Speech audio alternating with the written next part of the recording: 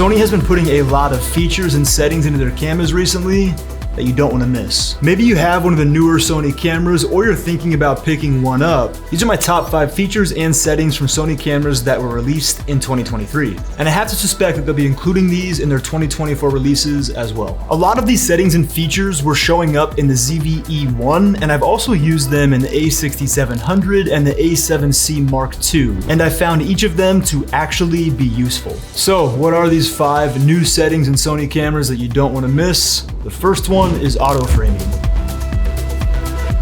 This is one of Sony's new flagship features from 2023 that when I first saw it, I was like, yeah, you can just do that in post. But when I got the ZV-E1, which was the first camera where I had access to this and tried it, it was kind of nice to get the effect like someone was filming you straight in the camera, which is exactly what this feature does. It crops in and tracks you around the frame, and you can change the crop level and tracking speed, and I found these settings to produce the best result and have it look the most natural. I use it as a B angle when I'm filming solo, and I found it to be a lot more useful than I initially thought. I also see it as a nice feature for the beginner for their main angle, depending on the shot. As a perfect example and an excuse to put a good-looking girl up on the screen, this is my girlfriend Savannah's most recent video where she used it, and I think it works really well in this fitness setting. 10-bit color has been around for a while, but it's starting to become a lot more accessible in less expensive Sony cameras like the A6700. And I even expect to see 10-bit color at an even lower price point for a camera that's targeted toward the beginner like the Sony ZV-E10 Mark II that's rumored to come out in Q2 of 2024. Pop quiz, and if you get this right, you gotta give this video a tap on the thumbs up, and if you get it wrong, you gotta tap the thumbs up 3 times. How many more colors does 10-bit show versus 8-bit? Is it A, 2 more colors? B, 64 times more colors? C, 10 times more colors? Or D, can you hurry up and just get on with the video? That wasn't very nice. The answer is B, 64 times more color. Now you gotta do what you agreed to and head down and you know what to do. Anyways, 64 times more color in 10-bit versus 8-bit.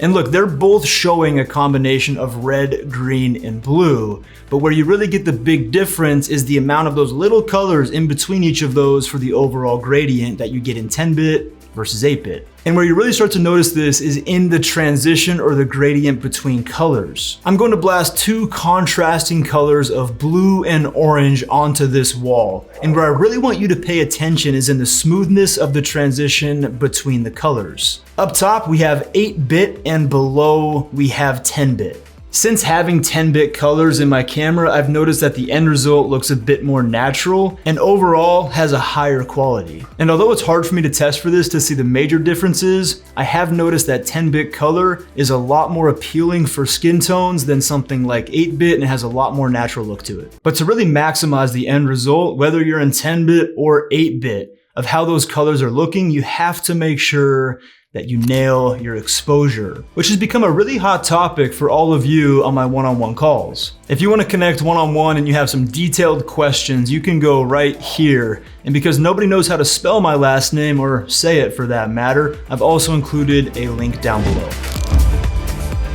You can literally install any LUT that you want onto these newer Sony cameras that have the feature that supports user LUTs. Before we talk about why that's so cool, what even is a LUT? A LUT is one of 2 things. It's either a conversion LUT, which will bring your footage back to something that looks a lot more normal in Rec. 709, while still maintaining all of the dynamic range benefits that we got when recording the footage in log. Or a LUT can be more of a stylized look that you apply to your footage to give it certain tones that you like. Why this is such a good feature on some of the newer Sony cameras is that you can take a LUT file from your computer, put it on an SD card, and then install it on the camera into a library, and then you'll be able to see on the camera screen what the shot looks like when you have that LUT applied. I record in S-Log3, and I use Sony's official S-Log3 conversion LUT in post. So being able to see that on the back of the camera before I even hit record is clutch.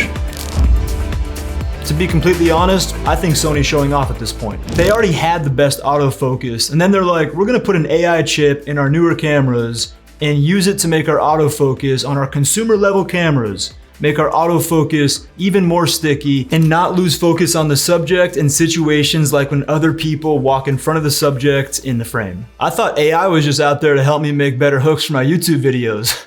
But apparently Sony's found a way to give me 110% confidence in their autofocus system and reduce the times that I use manual focus down to like 3% of the time, which I'm completely good with. And yeah, the autofocus is really good with this new AI-based autofocus system. If you like the idea of seeing videos that are tailored for the beginner to intermediate content creator, filmmaker, photographer, hit that subscribe button down below. We'd love to have you a part of what we have going on here. Number 5. When you have a lens that does this really annoying pulsing when the focal plane changes, it can be maddening. It's called focus breathing and it can ruin your video clips. It's not really a huge issue for photography though. Anyways, Sony has more recently been putting in a setting called focus breathing compensation, which eliminates the chances of that annoying focus breathing happening. It crops in a bit and then recognizes the lens that you're using and you're good to go. This little feature has made my Sony 35mm f1.4 my go-to lens for these videos, because the only downside to that lens was it had pretty bad focus breathing. With this new feature, it's outstanding. One thing to be aware of though is that this feature is only gonna work with Sony lenses. Business is business. As great as all 5 of those features and settings are that Sony's been putting into their cameras recently, you don't need them to make great videos or take great photos. You can use what you have and love the result as long as, like Kobe Bryant said, you never get bored with the basics, which is why I put together this video to help you master some of the most fundamental things to make your photos and videos look great. I'll see you in the next video. Take care. See ya.